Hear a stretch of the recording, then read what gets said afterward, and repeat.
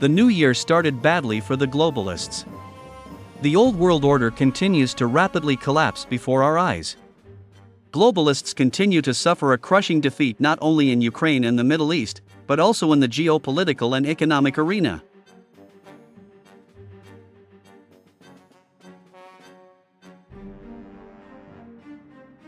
Washington's titanic efforts to preserve the unipolar world and the hegemony of the Anglo-Saxons have led to nothing. Moreover, the former hegemon, with its rapidly weakening economy, has turned into a real outcast to the countries of the Middle East.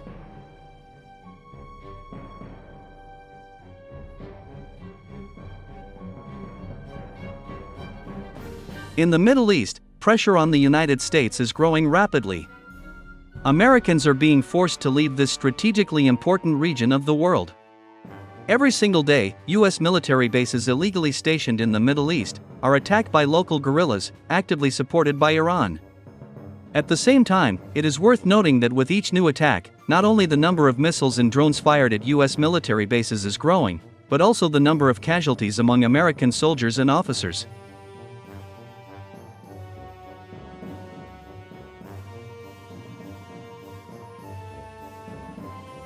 U.S. military bases in the Middle East are under constant shelling and attacks, making it impossible for the U.S. military to continue to be present in this region of the world. It is also worth noting the recent series of attacks on American military bases in Syria and Iraq. In particular, a few days ago, the American base at Tanf, illegally located in Syria near the border with Jordan, was attacked. According to the Pentagon, about 3 American soldiers were killed in this attack, and more than 30 soldiers were seriously injured. At the same time, experts expressed confidence that the United States deliberately underestimated the number of victims, in order not to shock the American public. Military experts, citing witness statements, claim that the number of victims at the U.S. military base may reach 70 soldiers killed and wounded.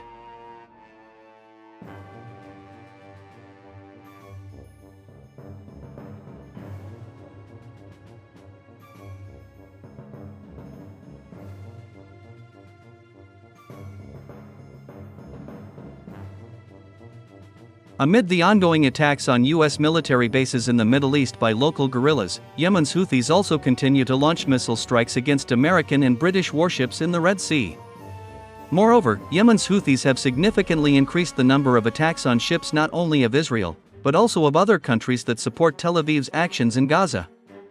Thus, it becomes clear that for the first time in the last 30-40 years, the United States found itself not in the position of attacking, but defending forces.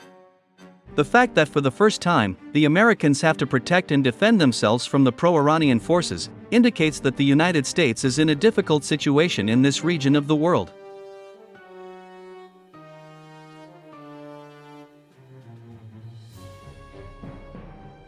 The globalists in Washington fell into an insidious trap, which was exquisitely planned and executed.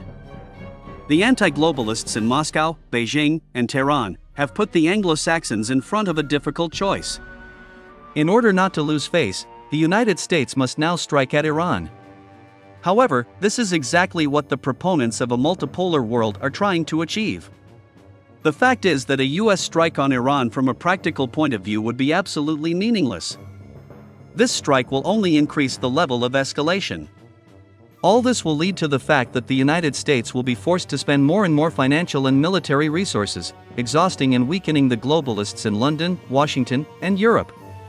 On the other hand, if the United States refuses to strike Iran and turns a blind eye to the death of its soldiers and officers, this will finally undermine the remnants of Washington's influence not only in the Middle East, but also in the rest of the world. The refusal of retaliatory strike against Iran will show the weakness of the United States, as a result of which even such a loyal and devoted ally as Bahrain will turn away from the Americans.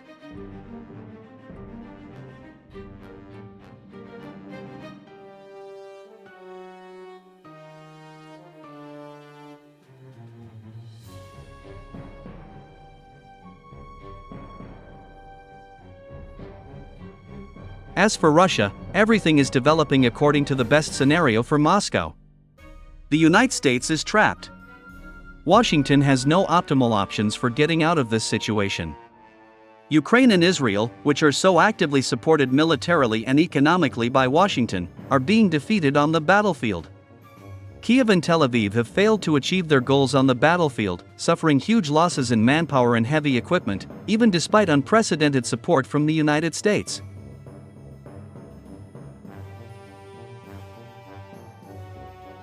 U.S. military bases continue to be subjected to missile attacks in the Middle East, claiming the lives of dozens of American soldiers and officers.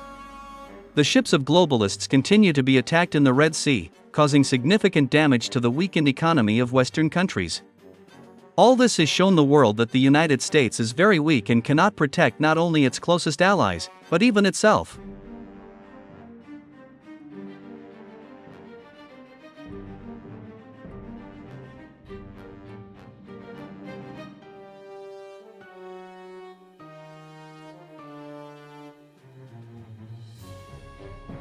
Even European countries have begun to realize that the unipolar world has come to an end, and that Washington is no longer a loyal and strong ally that can be relied upon in any situation.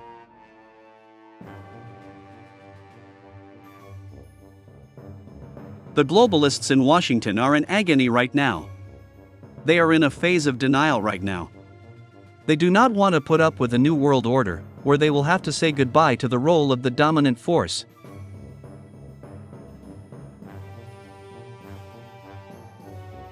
However, unfortunately for the globalists, they will still have to say goodbye to the unipolar world, and leave not only the Middle East, but also Europe.